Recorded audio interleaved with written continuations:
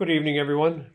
As most of you are probably fully aware, the Onondaga County Executive Ryan McMahon executed a countywide state of emergency yesterday at 5 p.m.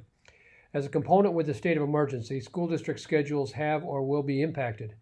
You may also be aware at this point by now, the decision was made by the county executive to close all Onondaga County schools on Friday, March 20th at 4 p.m.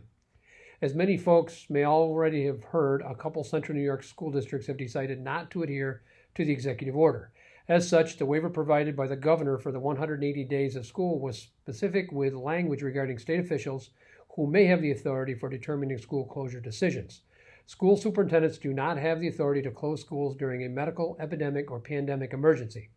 As such, there will be significant repercussions for districts who have decided not to follow the executive order. I met with the area superintendents yesterday, that being Saturday, for several hours, and again today, Sunday, with the administrative team to talk about consistency and redundancy between districts, buildings, and programs. We specifically talked about school closure, expectations for students and staff, delivery of instruction to our students, students with disabilities, breakfast and lunch availability, and other relevant topics. As you can imagine, a change of this kind of magnitude involves an enormous number of tasks that have significant outcomes and impacts for staff, students, and families. With the SED mandate for a continuity of education plan, responsibilities placed on the district by the SED will affect our students differently.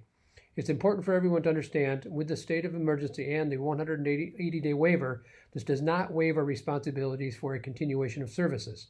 Just a couple more points. School buildings are not specifically closed, but rather under an essential services model. We need to continue with our normal business, but with factors being most essential. Some of these factors include our business office operations. Some also include our most fragile students' needs. Others include childcare, specifically the BASCO program, access to technology, the tools and the devices, and access to food, instructional materials, those being especially our students who are struggling during this interim time period. As you know, this is an unprecedented event that we have no historical guidance to rely on. I understand everyone has a slightly different lens which you may view this. I anticipate this message may not be fully understood or agreed upon by all.